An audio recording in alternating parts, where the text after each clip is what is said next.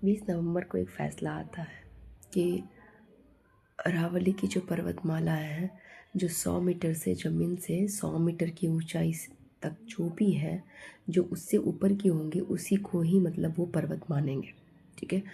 और उसके नीचे की जितनी भी पर्वतमाला है वहाँ पे माइनिंग का उन्होंने उन लोगों को मतलब दे दिया है परमिशन कि वो माइनिंग कर सकते हैं। और वो आपको भी पता है कि जो हमारी सेंट्रल गवर्नमेंट है उन्होंने इस माइनिंग प्रोजेक्ट किसको दिया है, ठीक है।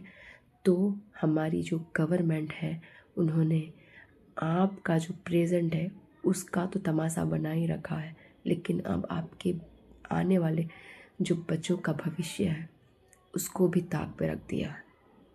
आप खुद सोचिए कि जो पर्वतमाला है वहाँ पे 100 मीटर से ऊपर की ही जो मानेंगे, वो वैसी तो 90% है ही नहीं, 10% ही बची है। 90% जो वहाँ की पर्वतमाला है वो 100 मीटर से नीचे ही है, यानी कि 10% ही कुछ 100 मीटर से ऊपर है। आप अब सोच सकते हैं कि जब 90% हिस्सा आप वहाँ का राजस्थान का जो है उसको मतलब पहाड़ को आप काट दीजिएगा, वहाँ माइनिंग कर दीजिएगा, तो आप खुद सोचिए कि वहाँ की स्थिति क्या होने वाली है। आपको भी पता है कि राजस्थान में क्या स्थिति है, वहाँ पे ऑलरेडी डेजर्ट है, पे मरुस्थल पहले से ही है। जब ये जो पर्वतमाला है एटलीस्ट वो उनको सेव कर रही थी, उनकी वजह से वहाँ पे किसान थोड़े बहुत खेती कर पा रहे थे, थोड़े बहुत वहाँ पे जो वहाँ की पर्वतमाला है वहाँ से नदी आ रही थी। अगर इन सब को काट दिया जाएगा तो ना वहाँ खेती हो पाएगी, वहाँ पे बहुत तेज़ी से जो रेत का हिस्सा है बढ़ेगा, गर्म हवाएं बढ़ेंगी, वहाँ रहना मुश्किल हो जाएगा। आपको भी पता है ग्लोबल वार्मिंग की वजह से क्या स्थिति हो रखी है पूरे देश में, ठीक है। 90% हिस्सा आप माइनिंग के लिए दे रहे हैं, किस लिए? अपने दोस्तों का मतलब भविष्य बनाने के लिए। और जो आम आदमी है, आम पब्लिक है, उनके बच्चों का कुछ नहीं सोच रही है सरकार, बस वो अपना फ़ायदा देख रही है। इस पर्वतमाला के घटने से वहाँ पे पानी की कमी हो जाएगी, नहीं पानी रहेगा, हवा तो वैसे भी नहीं है शुद्ध। जब पानी नहीं रहेगा तो वहाँ पे खेती कैसे करेंगे किसान, खाएंगे क्या?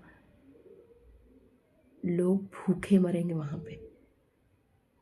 पता नहीं चल रहा है कि सरकार कर क्या रही है।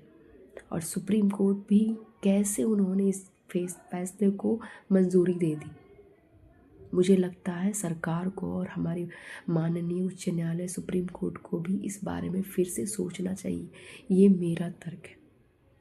मैं आप सभी से निवेदन करती हूँ कि प्लीज़ आप इस अरावली पर्वतमाला को बचाने के लिए अपनी वॉइस रेज करें। मुझे नहीं लगता है कि यहाँ चुप रहने की ज़रूरत है। हम सभी को एकजुट होके इस बारे में बोलना चाहिए। वो कहावत है ना, learn to speak to truth to power. सरकार को बताना होगा कि वो जो कर रहे हैं वो गलत है। अपने फ़ायदों के लिए वो हमारे आने वाले बच्चों का भविष्य को बर्बाद नहीं कर सकते हैं। आपको भी पता है हमारे देश की स्थिति क्या हो रखी है, ना ही अच्छी हवा है ना पानी है। अगर ये पर्वतमाला ही नहीं रहेंगी तो वहाँ से आने वाली नदियाँ भी ख़त्म हो जाएंगी, रेत का हिस्सा उतनी ही आसानी से बढ़ेगा, और तो और गर्मी का इतना लेवल हो जाएगा कि लोग ऐसे ही हीट स्ट्रोक से मर जाएंगे। और ये बड़े उद्योगपति जिनको माइनिंग के लिए इन्होंने परमिशन दे दी है, उनका क्या है?